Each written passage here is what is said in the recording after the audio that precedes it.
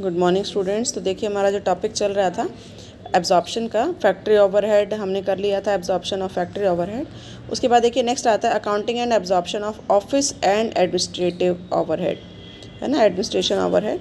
तो ये जो ओवरहेड है ऑफिस एंड एडमिनिस्ट्रेशन, जैसे कि नाम से पता चल रहा है कि ऐसे एक्सपेंडिचर होते हैं जो पॉलिसी फॉर्मेशन से रिलेटेड होते हैं, डायरेक्शन से रिलेटेड होते हैं, कंट्रोल से रिलेटेड होते हैं, है ना। तो ये जो एक्सपेंडिचर है इनका डायरेक्ट रिलेशन प्रोडक्शन के साथ नहीं होता, लेकिन इनके बिना भी काम नहीं चलता, तो इनको भी हमें एब्जॉर्ब करना पड़ता है ना। एब्जॉर्ब मीन्स एस्टिमेशन, कि एस्टिमेट करना।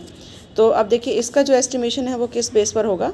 तो जनरली ये कुछ देखो फॉर्मूले दिए हुए हैं आपकी बुक में, as a percentage of work coast, कि आप वर्क कोस्ट के बेस पर भी आप इसको एब्जॉर्ब कर सकते हैं।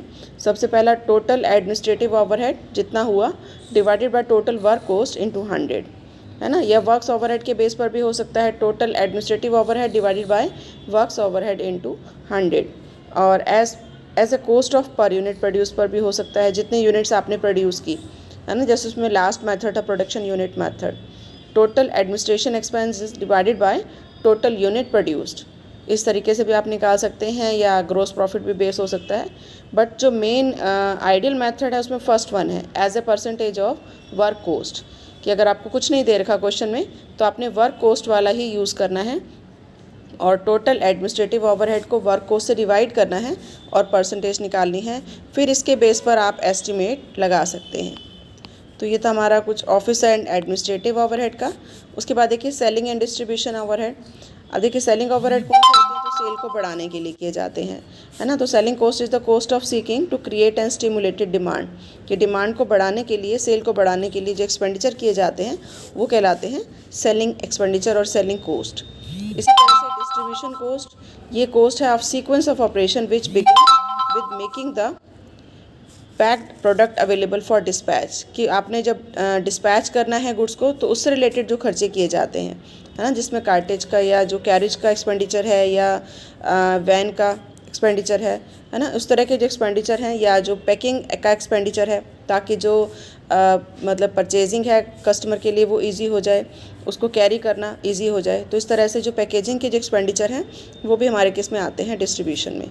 तो ये जो एक्सपेंडिचर हैं इसको इस तरह से एस्टिमेट लगाया जाता है। तो यहाँ पर हम जनरली अगर क्वेश्चन में आपको कुछ नहीं दे रखा तो हम ऑफिस ओवरहेड या जो एडमिनिस्ट्रेटिव ओवरहेड है उसको बेस लेकर इसको जो है वो एब्जॉर्ब कर सकते हैं, या इसका एस्टिमेट लगा सकते हैं। तो ये था कुछ एब्जॉर्प्शन। इसमें फैक्ट्री ओवरहेड वाला मेन है एब्जॉर्प्शन, बाकी office overhead and selling overhead आपको गिवन होता है क्वेश्चन में कि आपने किस तरह से उसका एब्जॉर्प्शन करना है। अब देखिए नेक्स्ट टॉपिक हमारा आता है under absorption and over absorption of overhead. ये आपके 2 मार्क्स के लिए इंपॉर्टेंट है, कि छोटे क्वेश्चन में पूछ ले जाते हैं कि what do you mean by under absorption and over absorption.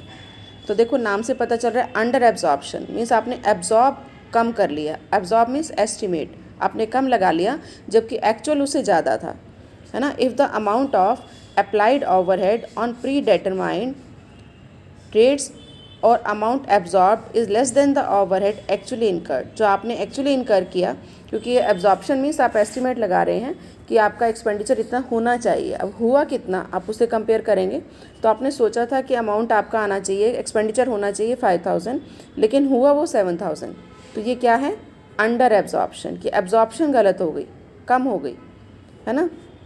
और इसी तरह से ओवर एब्जॉर्प्शन क्या होगा, कि जब आपने एस्टिमेट ज़्यादा लगा लिया और एक्चुअल एक्सपेंडिचर कम हुआ। तो इसको आप कह सकते हैं इफ़ द अमाउंट एब्जॉर्ब्ड और अप्लाइड ओवरहेड इज़ मोर और इट एक्सीड द ओवरहेड, कि वो ओवरहेड से ज़्यादा हो जाता है एक्चुअल ओवरहेड से जो एक्चुअली इनकर हुआ, तो इसको हम कहते हैं ओवर एब्जॉर्प्शन, है ना। तो अब देखो अंडर एब्जॉर्प्शन कब होगा, कौन सी सिचुएशन होगी।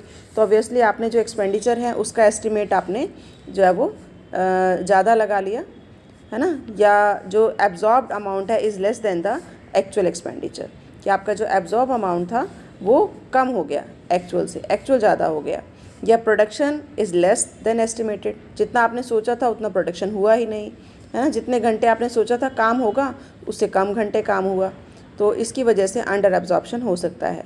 और ओवर एब्जॉर्प्शन कब होगा, कि जब आपने एस्टिमेशन रॉन्ग लगा लिया, एस्टिमेशन में आपकी दिक्कत आ गई, आपने ज़्यादा एस्टिमेट कर लिया, या error in estimating quantum of production, कि क्वांटिटी का जो आपने एस्टिमेट लगाया वो गलत लगा लिया, या कुछ अनफोर्सिन चेंजेस हो गए कुछ अनफॉर्सिन एक्सपेंडिचर हो गए कि जो आपने सोचा ही नहीं था एक्सपेंडिचर हो जाएंगे उस तरह के एक्सपेंडिचर हुए, तो इस तरह से अंडर एब्जॉर्प्शन और ओवर एब्जॉर्प्शन आ जाता है। तो अगर जितना हमने एस्टिमेट लगाया उससे एक्सपेंडिचर कम या ज़्यादा हो जाते हैं और वो एबनॉर्मल नेचर के हैं, है ना, तो फिर हम उसको P&L अकाउंट में ट्रांसफ़र कर देते हैं। अगर वो नॉर्मल नेचर के हैं तो फिर हम उसको सस्पेंस अकाउंट में डाल देते हैं या उसको एक अकाउंट ओपन कर लेते हैं जिसमें एब्जॉर्प्शन अकाउंट, ओवर एब्जॉर्प्शन या ओवरहेड एब्जॉर्प्शन अकाउंट से, जिसमें अगर कम होगा तो भी उसी में एंट्री कर देंगे, ज़्यादा होगा तो भी उसी में एंट्री कर देंगे। फिर एडजस्टमेंट करके at the end of the year जो भी अमाउंट बचेगा उसको हम ट्रांसफ़र कर देते हैं टू द P&L अकाउंट, है ना। तो इस तरीके से इसकी अकाउंटिंग होती है और ये चैप्टर आपका हो गया है कंप्लीट।